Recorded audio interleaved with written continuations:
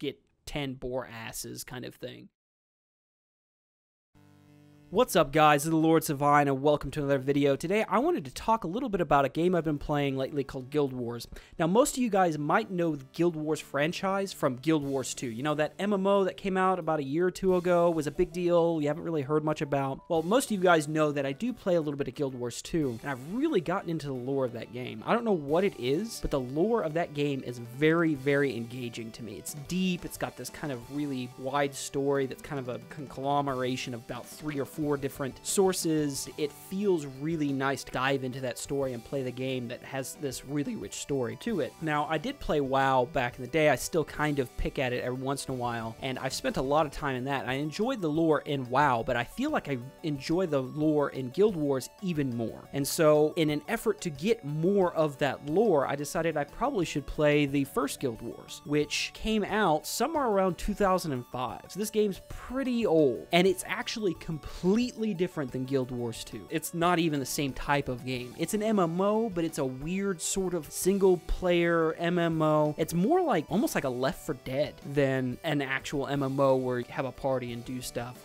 The main hub areas, so cities and towns and stuff like that, are where you see other people, and you can like get into parties and trade and do all that kind of stuff, get into a PvP party or whatever. But in the actual game itself, once you get out of the city, it's all instance. So as soon as you leave the city, you're by yourself if you don't have someone in your party, so if you're not playing with someone else. And you can get other people, bring them in, and be able to run through these instances in the outside area together. But it's kind of odd to think of it as an MMO. I don't know. But I kind of jumped in. It was hard for me to find, actually. There's almost nowhere where you can buy that digitally anymore. Not without going to Steam and spending literally $50 on the game plus the expansion. And I was like, I'm not spending 50 bucks. Are you high? There's no way I'm going to spend 50 bucks on a game that's 9 years old or something like that. That's ridiculous. So I found a website that I was able to get a cheaper copy for around $20, $22, $25, and that's much more reasonable. So it comes with Prophecies, Factions, Nightfall, and then also the expansion as well. So it kind of has it all together, which was really nice. I did have quite a time trying to install it.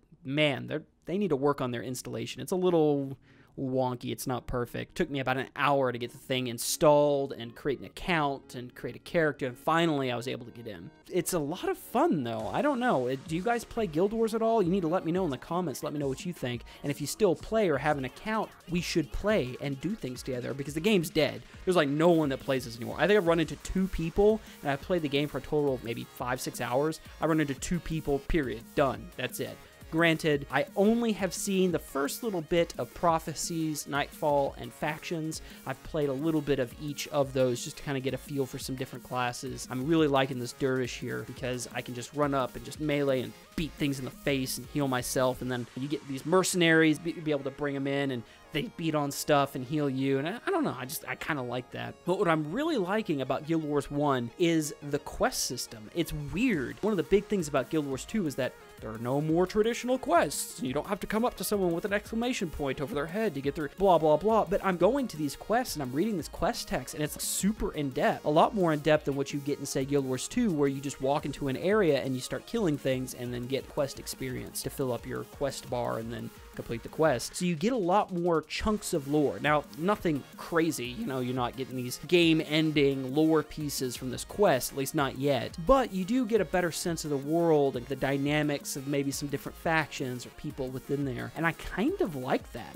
It makes me almost wish I had that while I was playing Guild Wars, when I was going through all the quest areas, just to get a better sense of the world. So that's the first thing that I've been really kind of impressed with, and that kind of took me by surprise. The other thing is just the scale of things. It does suck walking from one place to another, so walking, say, from town to an objective, or a quest objective, can take 10 minutes, maybe even 15, just because it's so big. That's a negative, but one of the positives is things like buildings or catacombs or anything like that are these huge structures, and they look big.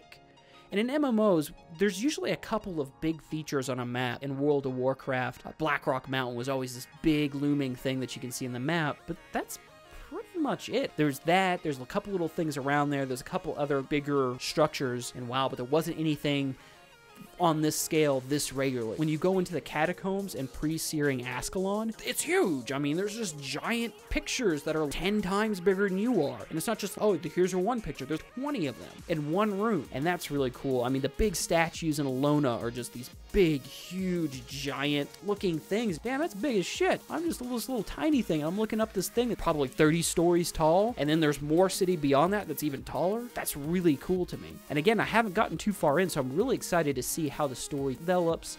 The single player experience for these Guild Wars games, Prophecies, Factions, Nightfall, and a little bit of Eye of the North, are these really highly crafted story experiences. Yeah, there's side quest material, you know, get 10 boar asses kind of thing, but the main quest is really story based. So a lot more than, say, questing in WoW. You're just kind of questing and doing different little errands. There's not an overarching thread of what are you doing? But in Guild Wars, like for example in Prophecies, you started in this idyllic nation called Ascalon, and then the Char invade and they really mess it up in what's called the Searing, and you have to work with people to evacuate all of the people of Ascalon out of there, anyone who's left. That's really cool just to see this narrative go through. And you can do these side quests to get yourself new abilities and things like that. I'm also really liking how strategic it is. There's just a lot of choice in terms of what abilities you're going to take, what henchmen or heroes that you can take, or if you're playing with people, what people you want to take, what classes. And that's really nice. In Guild Wars 2, it's everyone can come and everyone can heal and everyone can do just about everything. And so there's really not this sense of I need to plan what I'm doing. You just kind of do things. And while that's nice most of the time, sometimes you want to make a strategy and try and do something a little bit more difficult and see, oh, that didn't work. Okay, I'll change this. Or, man, this guy kicked my ass last time because I couldn't interrupt him. Okay, I need to interrupt him. That sort of thing. But for the most part, I've really been enjoying digging in, and I'm doing it really slowly, working my way through it. So if you guys want to play with me, if you have Guild Wars or have a Guild Wars account, come hang out with me. I'll probably be streaming it at some point. I'll post on Twitter when I'm going to play and that sort of thing. And come in, help me out. Let's go stab some Char, or I don't know, Corsairs in Alona. I don't know really what we're fighting in Factions. Spirits? Plants? I don't know. Something. We're stabbing something. Come stab things with me.